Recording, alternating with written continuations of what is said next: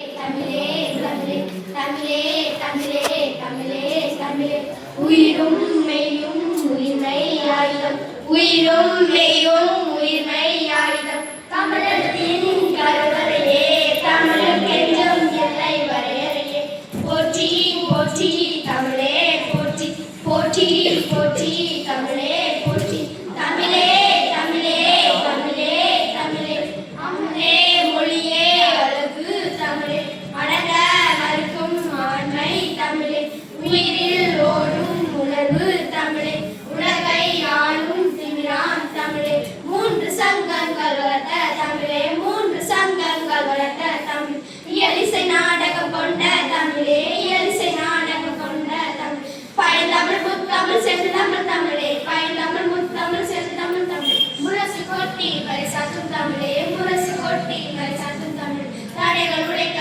குடைகள் விரிப்போம் தடைகள் உடைக்க குடைகள் விரிப்போம் தாய்மொழி காத்திடவா உன் தமிழ் மொழி காத்திடவா தாய்மொழி காத்திடவா உன் தமிழ் மொழி காத்திடவா தலைமுறைகள் தாண்டி தடங்கள் பதிக்க தலைமுறைகள் தாண்டி தடங்கள் பதிக்க தமிழ் மொழி பேசிடவா உன் தாய்மொழி பேசிடவா தமிழ் மொழி பேசிடவா உன் தாய்மொழி பேசிடவா தமிழே தமிழே தமிழே தமிழே சங்க கால தொன்மை தமிழ் சங்க மருவிய கால தமிழ் பக்தி இலக்கிய கால தமிழ் இன்று மைய கால தமிழ் தை தகதித்தோம் தை தகதித்தோம் தை தகதித்தோம் தை தகதித்தோம் 14 மேற்கணக்கும் 12 மகள் பண்பாட்டை சொல்லும் நல்ல நீதியை சொல்லும் காப்பியங்கள் இலக்கியங்கள் தமிழ் வீரத்தை சொல்லும் தை தகதித்தோம் தகதித்தோம் பல்லாயிரம் ஆண்டுகள் தமிழே தகதித்தோம் தொல்காப்பியம் தந்த தமிழே தகதித்தோம் கடல் தாண்டி ஆளும் தமிழே அமுதே தமிழே அழகு தமிழே அடங்க மறுக்கும் ஆண்மை தமிழே ஆண்மை தமிழே இளங்கோவடிகள் பாரதியும் கண்ணதாசன் மணமணியும் சேர சோழ பாண்டியரும் ஆண்ட பூமி ராஜ்யம் நாம் தமிழ் சொல்லும் தகதகதித்தோ தகதகதித்தோ தகதகதித்தோ தகதகதித்தோ தமிழே தமிழே தமிழே தமிழே தமிழே தமிழே தமிழே நன்றி. அமுதன் 10ஆம் வகுப்பு தேர்வு எழுதியிருந்தான். ஒரு மாசம் கோடை விடுமுறையாம். அவன் சும்மா இருக்க மாட்டான். வீட்டில் தேவையான பொருளெல்லாம் எடுத்துக்கொண்டு போய் அதை சேகரித்து வச்சு அதை அழகாட்ட கலைப்பொருட்கள்லாம் செய்வானாம். அன்னைக்கு அவங்க நண்பர் வீட்டுக்கு போனாங்க. சைக்கிள் எடுத்தாங்க. போற வழியில அவங்க அப்பா அவங்க வயல் உழுதுருந்தானா. அவன் வயலுக்கு டிராக்டர்ல ஏறிட்டு நிலத்தை ஆழமா உழுதாங்களாம். சற்று நேரத்துல டங்குன்னு சத்தம் கேட்டுச்சான். என்ன சத்தம் பார்த்தானா. சத்தம் அந்த இடத்துல தேடினானா. ஒரு இரும்பு பொருள் கிடைச்சிச்சான். வித்தியாசமா இருக்கான். இப்படி ஒண்ணு அவன் பார்த்ததே இல்லையா. ஆனா இது என்ன டிராக்டர் ஓட்டுறான்னு காட்டினானா. அவன் தெரியாதுன்னு சொன்னாரா. அப்பாட்ட ஓடி போய் காட்டினானா. அவர் கையில வாங்கி பார்த்தாராம். பாதி உடஞ்சிருந்துச்சான். அப்புறம் அவரு தெரியாதுன்னு சொன்னாரா. அப்போ இது என்ன தெரியலையே, ரொம்ப பழைய காலத்து பொருளா தெரியுது, யார்கிட்ட கேட்டா தெரியும் அப்படின்னு கேட்டானா. அவரு பக்கத்து காட்டுல காளியப்ப தாத்தா இருப்பாரு, அவர்கிட்ட போய் கேளு அப்படின்னு சொன்னாரா. அப்ப அமுத தாத்தா தேடி போனானா. தாத்தா இது என்ன தாத்தா, எங்க வயல்ல கிடைச்சிச்சு. தாத்தா கையில வாங்கி பார்த்தாராம். கவனமா பார்த்தாராம். இது வளரி பாதி உடஞ்சிருக்கு அப்படின்னு சொன்னாராம் தாத்தா. வளரியா, இது யாருடையது, இது எதுக்கு பயன்படும். மறுபடியும் அடுக்கடுக்கா கேட்டானா. இது இன்னும் சொல்றேன், இது ஒரு ஆயுதம், முன்னோர்கள் பயன்படுத்துவாங்க. பக்கத்து ஒரு சிறுவன் இருப்பான், இளமாறன் இருப்பார், அவர் வளரி பற்றி நிறைய சொல்லுவாரு அப்படின்னு சொன்னாராம் தாத்தா. அப்பாட்ட சொல்லிட்டு சிறுவனுக்கு வேகமா சைக்கிள்ல கிளம்பினான். இளமாற வீட்டை தேடி கண்டுபிடிச்சான். அட வளரி, இது உனக்கு எப்படி கிடைச்சிச்சு அப்படின்னு சொன்னாரா. இளமாறு எங்க வயல்ல கிடைச்சிச்சு, இது ஆயுதமா பயன்படுத்துவாங்களா அப்படின்னு சொன்னானா. ஒரு காலத்துல இங்க வளரி எவனுமே இல்லை. இன்னைக்கு வளரி பற்றி யாருக்குமே தெரியல. வருத்தமா சொன்னாராம். வளரிய பழைய துணியால தொடச்சாராம். அண்ணா இது எதுக்கு பயன்படும்?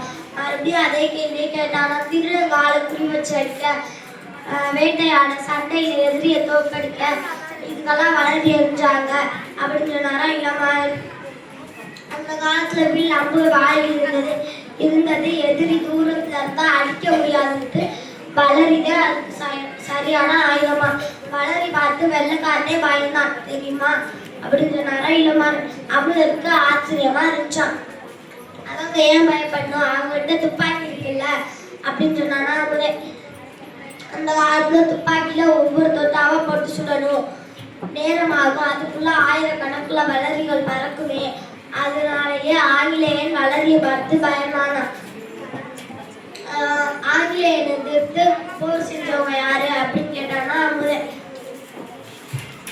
அந்த காலத்துல அரசனுக்கு வருத்தம் தான். அப்புறம் ஆங்கிலேயருக்கு வரி கட்ட உத்தரவு வந்துச்சு. அவங்கெல்லாம் அநியாய வரி வாங்கினாங்க. இதை பாளையக்காரர்கள் கட்டபொம்மன், பெரிய மருந்து, சின்ன மருந்து எதிர்த்தாங்களாம். பாடத்துல படிச்சிருக்கேன். 1801ஆம் ஆண்டு பாளையக்கார் போர் அப்படின்னு சொன்னா அமுதே. ஆயுத தடை சட்டம் கொண்டு வந்தாங்க. வளரிய தடை செஞ்சாங்க. வளரி ஒரு விசித்திர ஆயுதம், எரிஞ்சா திரும்ப நம்ம கைக்கே வரும். அப்படியா? அமுதனால் நம்ப முடியவில்லையா. இளமாறன் வீட்டுக்குள்ள போனாராம். இரும்பு வளரியை எடுத்து வந்தாராம். கால் இடத்துக்கு போனாராம். வளரிய எரிஞ்சாங்களாம். அது தூரமா போயிட்டு மறுபடியும் அவர் கைக்கே திரும்பி வந்துச்சான். அமுதை கண்ணை தொடச்சிட்டு பார்த்தானா. அப்புறம் அதுல வளரிய எரிய பயிற்சி செஞ்சானா. வளரி பற்றி சில தகவல்கள். வளைந்த வாழை ஏரி என்பது வளரியின் பெயர் காரணம். வளரி சங்க காலம் முதல் 18ஆம் நூற்றாண்டு வரை பயன்படுத்தப்பட்டது. வளரி பழங்குடி மக்கள், வளரி ஆப்பிரிக்கா, ஆஸ்திரேலியா பழங்குடி மக்கள் பயன்படுத்தும் பூமரான் கருவியை ஒத்திருக்கிறது. மரம் மற்றும் இரும்பால் வளரி செய்யப்பட்டது. பாளையக்காரர்கள் போரில் வளரி படையால் அதிக சேதம் உண்டானது. அதனாலே ஆங்கிலேயர்கள் வளரியை தடை செய்தனர். சுமார் 15,000 வளரிகள் ஆங்கிலேயர்கள் கைப்பற்றி அளித்தனர்.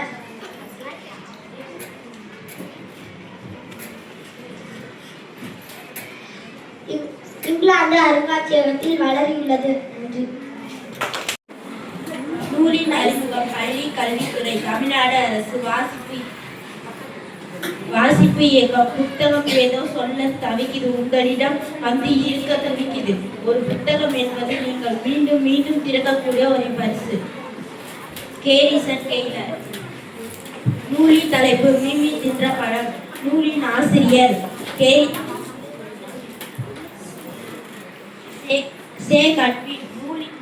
நூலின் கட்டமைப்பு. முதல் பதிப்பு 2025. முதல் நூல் 80 GSM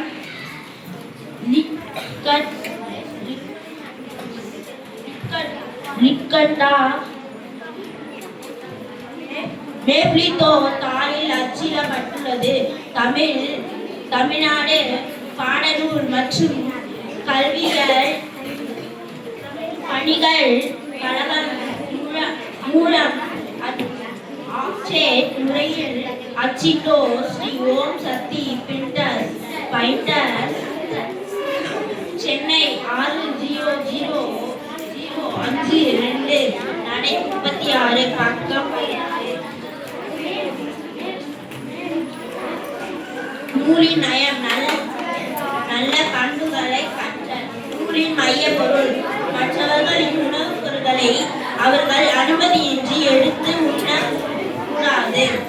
மொழிநடை. கடை வசனம். சிறப்பு குழு. கதை.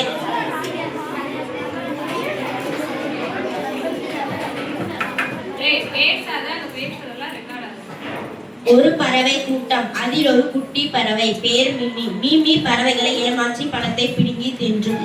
ஒரு நாள் பறவைகள் எல்லாம் ஒன்று கூடின. கோபத்தில் கத்தின. மிமி பறவையை சரி செய்ய முடியாதா? அப்போது ஒரு குட்டி பறவை சொன்னது, ஒரு யோசனை சொல்லட்டுமா? என்ன யோசனை? பறவைகள் கேட்டன. அதோ அந்த பழத்தை பாருங்க, என்ன இது புது பழமா இருக்குதே? பறவைகள் கேட்டன. இதை சாப்பிட்டால் வயிறு வலிக்கும், அப்பிடம் சரியாகிவிடும் என்றது குட்டி பறவை.